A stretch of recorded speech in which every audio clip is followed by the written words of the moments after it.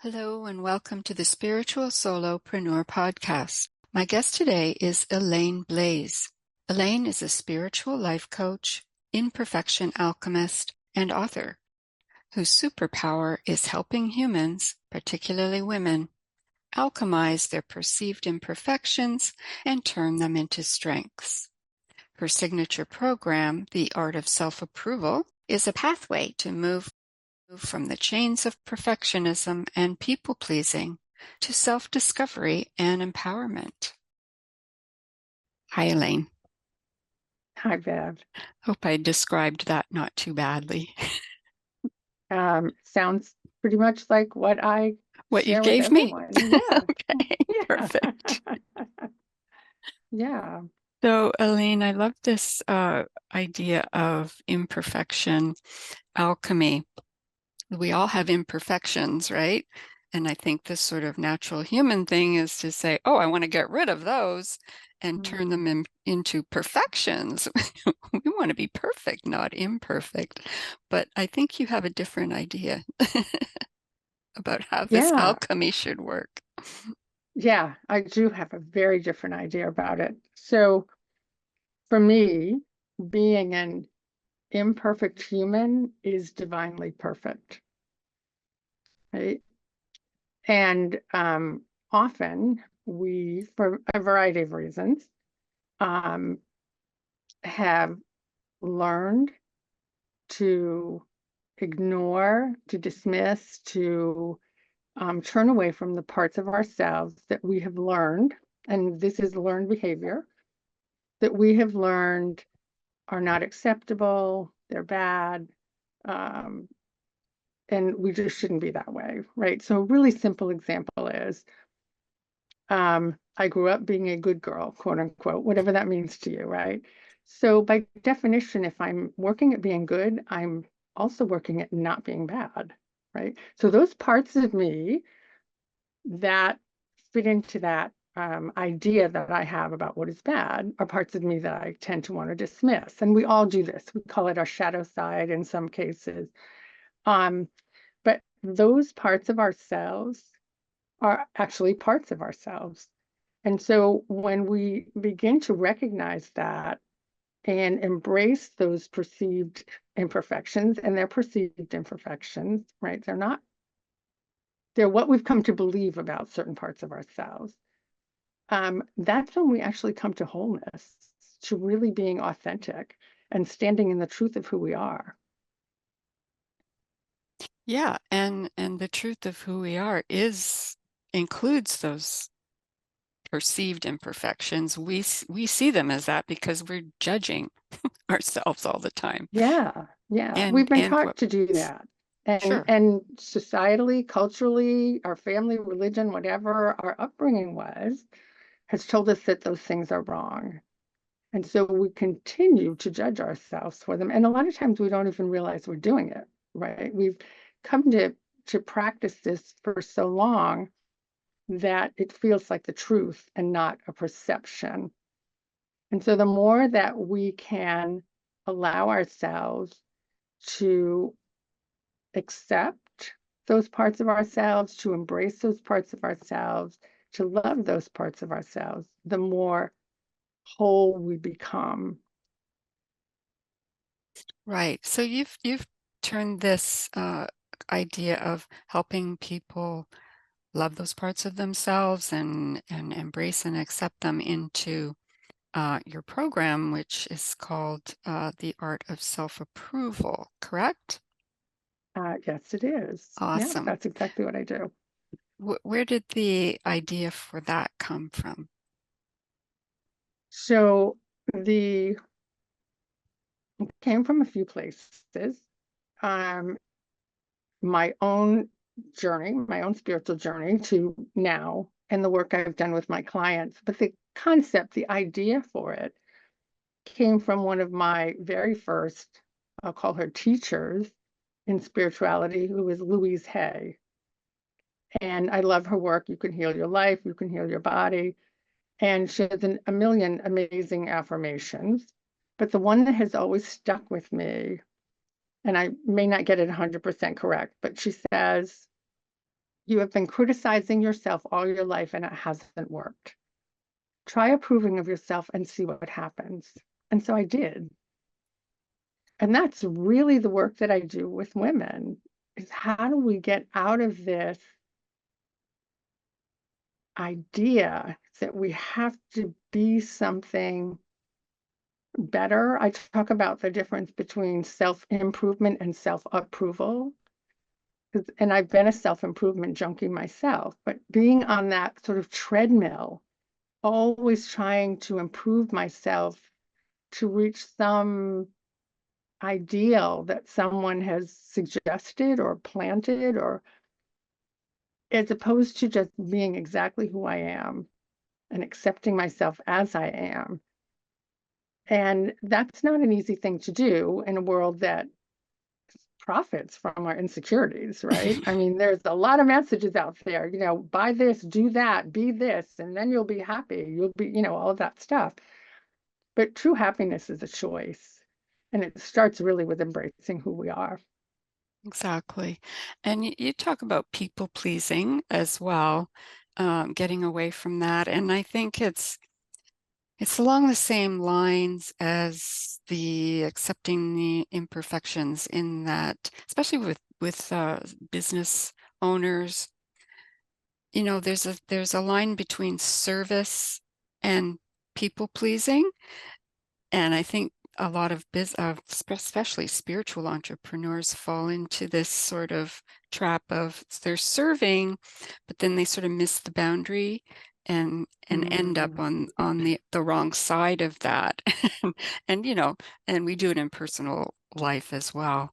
So how do you help people get into, see those boundaries and stop at a certain point? Yeah, that's a really great question. You know, personally, I have done that and in my business. We want to serve everyone, right? And on a personal level, we all, I think, want to support the people we love and help the people we care about. Um, and that's a natural human instinct, right? We want to care for people in our lives. But people pleasing is when that becomes so prevalent in your life that you're not taking care of yourself. And I think that it's very easy to do that as a spiritual entrepreneur, to want to give, to want to help people, and to sort of forget that, oh, wait a minute, I'm a spiritual being as well, right?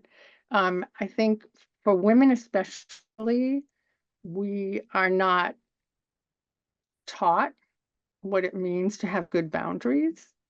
We're very often expected to please, expected to be agreeable no matter what.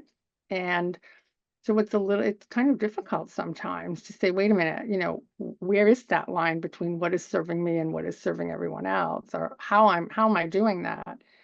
But the one thing that's really important, I think, um, for most of us to learn or remember, if we already know it, is boundaries are important and they're not for the other person. Boundaries are for us, right? Boundaries are to help us understand what we will and won't accept, and then what we will do or not do in those situations. So, learning what our boundaries are, a lot of times I work with women and they have no idea what their boundaries are. They've not ever really taken the opportunity to just be thoughtful about it. What do I want in a situation like this? And how do I, once I decide that, hold that boundary? Because we're also very much taught to not disappoint other people. And this is all wrapped into perfectionism and people pleasing, right? We don't want to upset people. We don't want to disappoint them because then we, in my case, look like a bad girl, not a good girl, right? So all of that stuff is wrapped together. And it can really mess with your brain. So a lot of the work I do with women is simply to take that piece by piece. What is the story that you're telling? And is that story serving you? And what would you like that story to be instead? Kind of unpacking where we are right now and then deciding where we want to take our lives beyond that. And a lot of it is boundary work. Exactly. And I love that because it's so easy to slip into over delivering, you know, It is. especially in business, depending on how you've been brought up, and particularly for women. They've learned to over deliver. Yes. Yeah. Yeah, I think that's a great point because part of embracing all of who we are is really learning to trust ourselves. And I know for me, when I first started in this business, I thought I had to give everything for someone to want to work with me. And it took me a while to set those boundaries, right? To understand more about what am I giving that's actually of value and how am I giving it? Because when we tend to try and give everything, we're really not valuing ourselves. So the energy that we're putting out there, um, if we start to feel defeated because the energy that we're putting out there is defeating ourselves. We are defeating ourselves by not being really clear about what we're doing and what happens when I do a free masterclass and what happens after that and what happens after that and where do I draw the line on Yeah, what I deliver, what it costs, all of those pieces, parts and pieces. exactly. And it's hard. It's it's not easy to face the fact that you're doing this, and that you have these so-called imperfections, and you know, it's kind of like I've heard often people say, follow the discomfort when you're Hmm. when you're trying to sort of get to a sometimes it's for spiritual enlightenment or just consistent happiness, but they say follow the discomfort because that's where you need to be paying attention, but it's uncomfortable. Yeah, I am. I certified with the life coach school, and Brooke Castillo, who runs the life coach school, has a great quote. She says, "Discomfort is the currency of your dreams." We are Yeah, not going to grow and achieve the things that we truly want unless we're willing to be uncomfortable.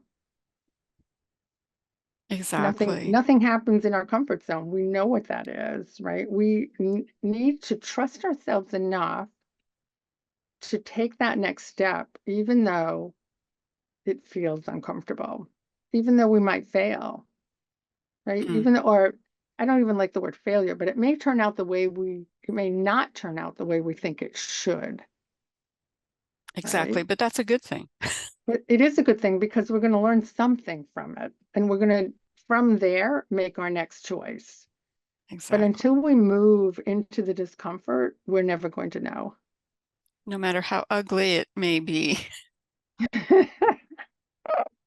It can be, but the real growth, I think, for us doesn't happen in reaching whatever that destination is and getting to that thing. It's who we become along the way, Mm, right? It's how we show up in the discomfort, how we respond to what happens, how we stand um, stand steady in what we are trying to achieve and keep moving forward no matter what happens. That's where we grow. yeah. If it were easy to get to wherever we're trying to get, why would we bother? Why would we bother? Exactly. Exactly. Sometimes, it could be a little easier I than won't it argue is, with that. than it is, but it is what it is. And so, that's what you have to deal with. Um, yeah, exactly. So what's a typical example of someone who comes to you for help? What what's bothering them? What's bothering these women? Yeah. So typically, um, most of the women I work with are somewhere in midlife, I would say 45 and older, and some are very much older, some are in their 70s. Um, Typically, I work with women who are in a space in a life where they've had a good life, like nobody's in crisis here, Mm. but they are in crisis inwardly, right? They're in that space of, I don't know who I am, I don't know who I want to be, and I need somebody to help me figure this out. And I think most women get there somewhere in the midlife space. And there's something, typically there's a catalyst for that.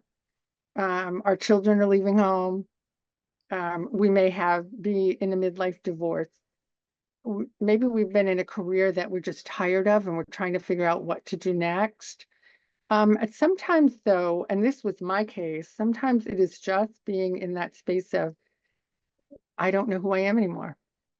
Right? What I'm doing isn't working and I need something else and I don't quite know how to take that first step. It's just not lighting me up. Yep, I am not lit up. Exactly. Not lit up. And transitions are huge as well, especially something unexpected, maybe Absolutely. trigger. Absolutely. Yeah, not necessarily a crisis, but definitely a a, a point of no return.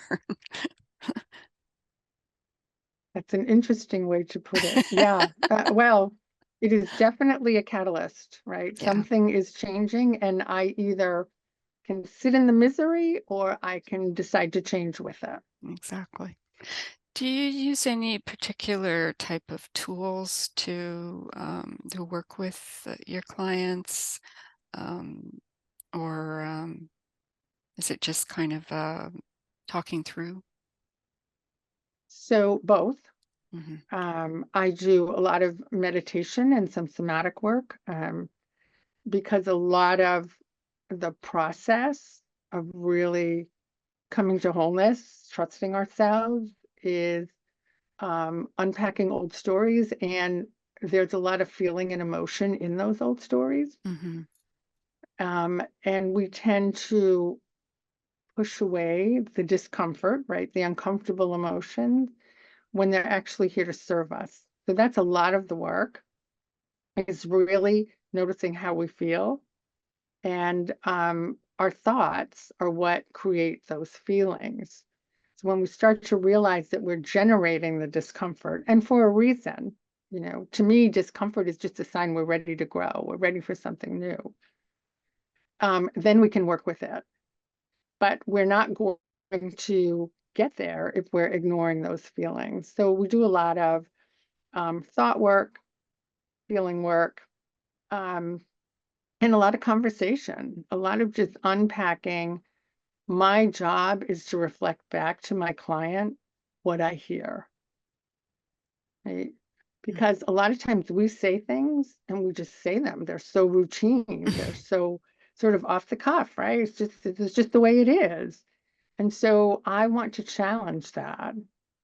I want to challenge the idea that, well, this is the way my life is and I can't change it. And I would say, this is the way your life is because you created it and you now can create something different if you choose. I'm not going to force anybody. And that's, you need to want that. You need to be willing for that.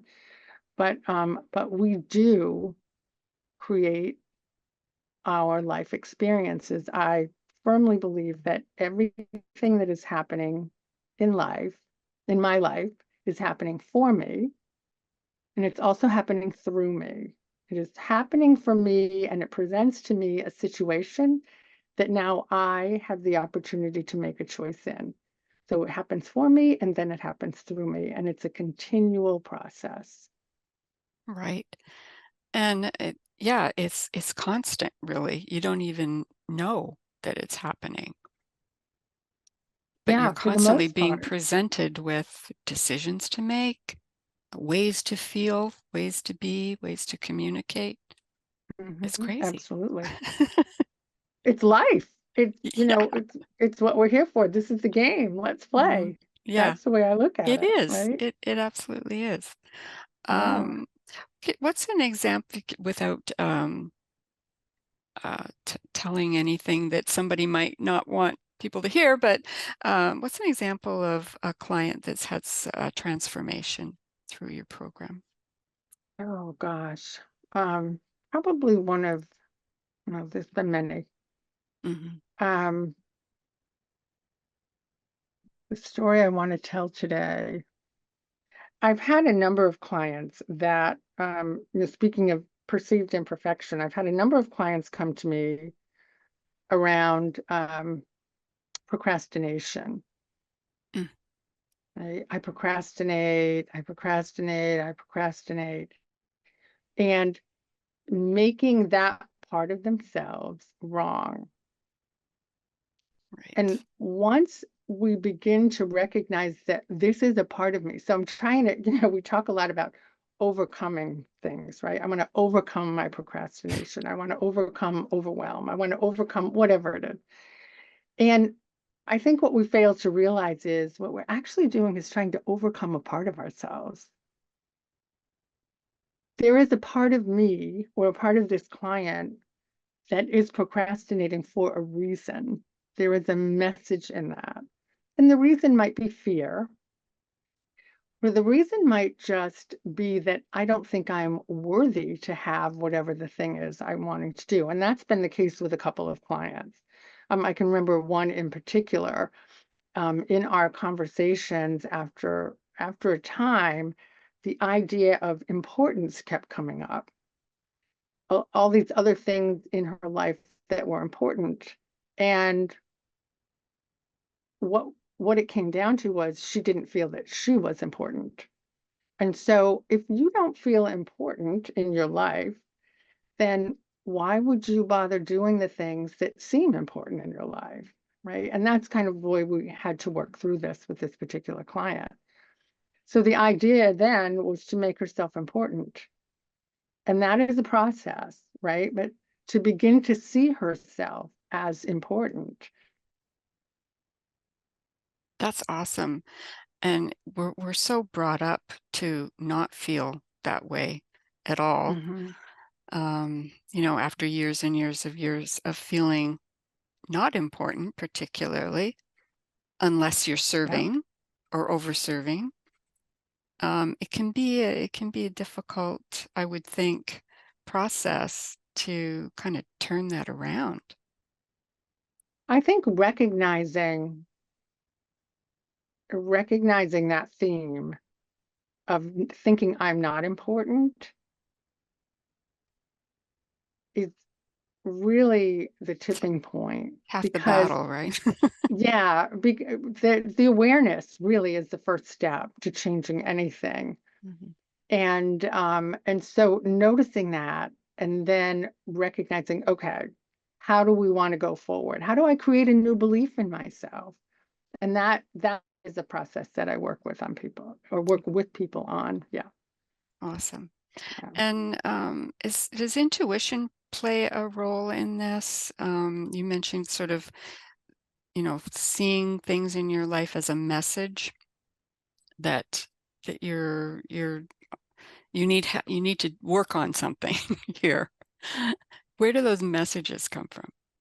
So I think that intuition, it's interesting because I've got a bunch of thoughts going on in my head about that at the moment. So a lot of people think they don't have intuition. Oh, I don't get messages. I don't have intuition, but intuition isn't necessarily getting messages. Hmm. It's simply listening to yourself. And that can happen in a number of different ways, right? Just be in the stillness, feeling what's happening in your body. It can be doing what I call listening to the voice of the heart, which is tuning out what's outside and really tuning into what's going on within you. And a lot of times we dismiss our own intuition because it seems crazy. Why would I do that? Right? It doesn't make sense out in the world, right? Um, it doesn't seem practical. It seems impossible. And so we tend to really easily dismiss our own inner voice. And we've very often been taught not to trust it. Um, you know, Sure. that we need to find our answers out in the world and not within ourselves. But truly, we all have intuition. We all have the ability to tune into ourselves.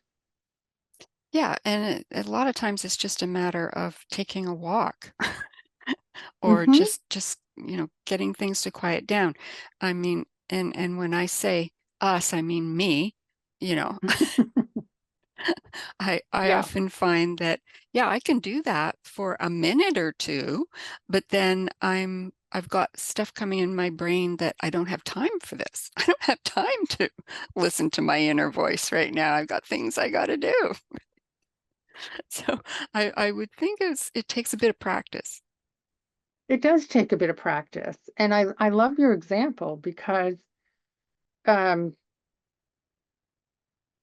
there's always an opportunity there when I'm telling my, and I'll speak for me, but also when I'm working with clients. When I'm telling myself I don't have time is my opportunity to look at what am I really doing? Where am I putting my energy? Where am I spending my time? Is it really serving me? Because a lot of times, especially for those of us that are in perfectionism, which I think is most of us, um, that busyness is simply avoidance. It's avoidance of feeling what I need to feel. It's avoidance of feeling the imperfection. It's avoidance of feeling the discomfort of really doing the things that I want to do, that the deeper part of me wants to do, not the busy part of me. And so I am a writer. I write every day.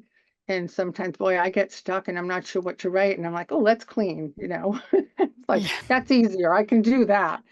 But that doesn't help me to actually get the writing done. What does help me is just taking a walk is a great one because often that just clears my head and I can get back to what I'm doing. Meditation, journaling, there are lots of ways that you can get back to that inner voice. But yeah, oftentimes busyness is simply our way of distracting ourselves from what we truly want. It gives us an excuse to not do the uncomfortable stuff.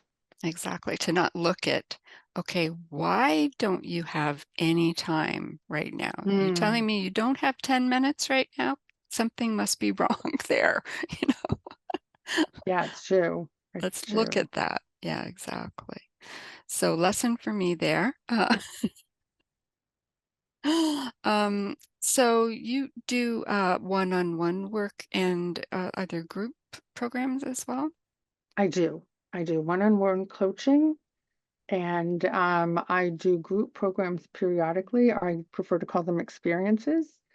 And I am offering a program coming up in September, an experience in September, which is a small group of women, and it's called The Voice of the Heart. And it is really simply how do we learning to listen to your inner voice and trust yourself, really learn to trust yourself. That's huge. Just learning to like yourself, never mind love Hmm. yourself in a lot of cases. Yeah, absolutely. Awesome. Absolutely. Well, Elaine, it's been great having you on the program. I really have enjoyed this conversation. And before I let you go, how can people find out more about you and sign up for your stuff? The simplest way to do that is just to go to my website at elaineblaise.com. Okay, Simple, awesome. simple. ElaineBlais.com. Easy peasy. Well, thank you again for being here. It's been great. And we'll see you soon, okay? Thank you, Bev. I appreciate it. All right.